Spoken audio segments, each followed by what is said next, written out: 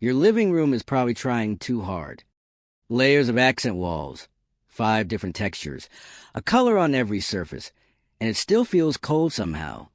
Here's the truth going into 2026. The homes that actually feel warm and expensive right now are not the busy ones. They are the quiet ones. Warm minimalism is not about having less stuff for the sake of it. It is about making every single thing you keep work twice as hard.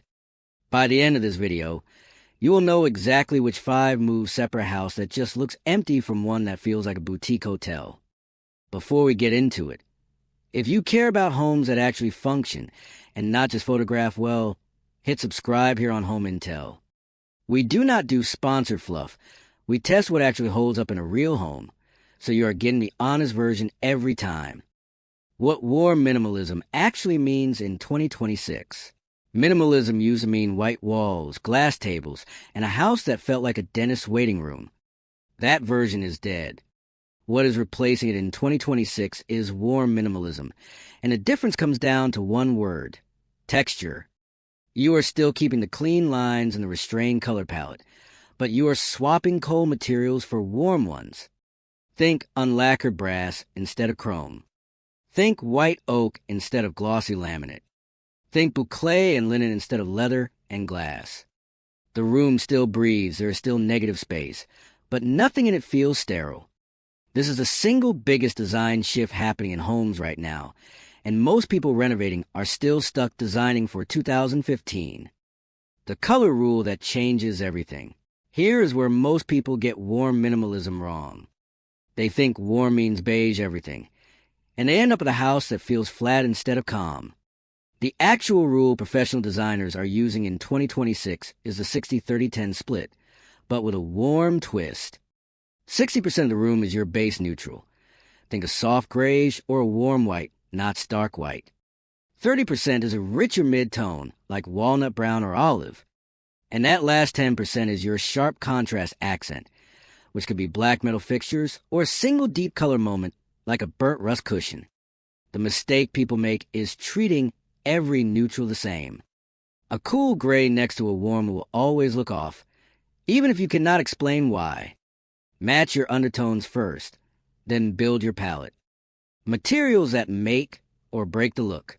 This is the part nobody tells you honestly. You can follow every color rule perfectly and still end up with a room that feels cheap, and it usually comes down to material choice. Warm minimalism lives or dies on natural materials. Solid wood over veneer where your budget allows.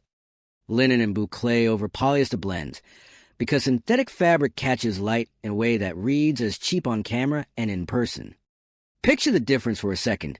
A shiny polyester cushion under any light versus a matte linen one. One looks like a hotel lobby clearance sale. The other looks expensive.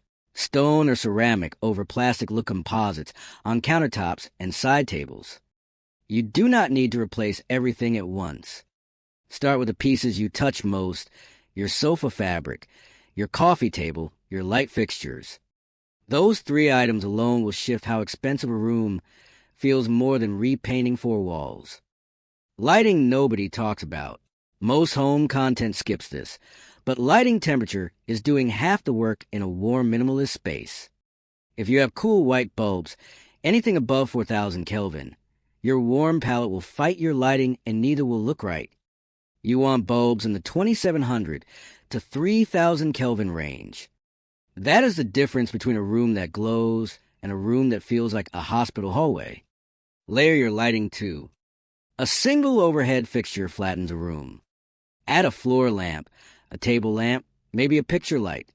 3 light sources at different heights is the baseline professional designers work with, and it costs you the price of a couple of lamps, not a renovation. The declutter rule that actually works. Here's the part where warm minimalism gets confused with just having an empty house. The goal is not 0 objects. The goal is intentional objects. The rule that works in real homes, not just showrooms, is groups of odd numbers, 1, 3, or 5 items per surface, with variation in height. A coffee table with 1 large tray holding a candle, a small stack of books, and a single plant checks every box. It is not empty, but it is not cluttered either. Anything you have not used or loved in the last year does not belong on a visible surface. That does not mean throw it out. It means it goes in a drawer or a cabinet where it belongs. The honest take on cost. I want to be straight with you here, because a lot of home content oversells this. You do not need to gut renovate your house to get this look.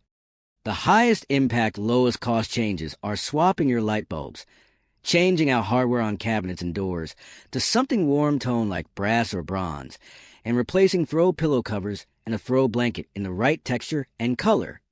Those 3 changes alone can shift a room's entire feel for under a couple $100.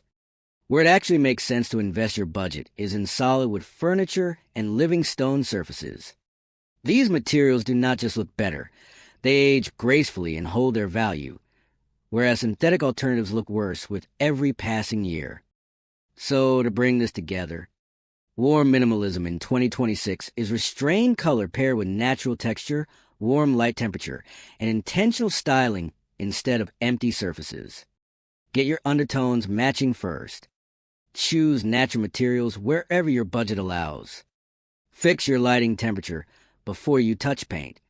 And style in odd numbered groupings instead of either bare surfaces or cluttered ones. Do these 5 things in order and your home stops looking like it is trying to follow a trend and starts looking like it was designed on purpose. If this saved you from making an expensive mistake, that is exactly what Home Intel is here for. No sponsors, no brand deals, just what actually works in real homes. Subscribe if you want more of this, and I will see you in the next one.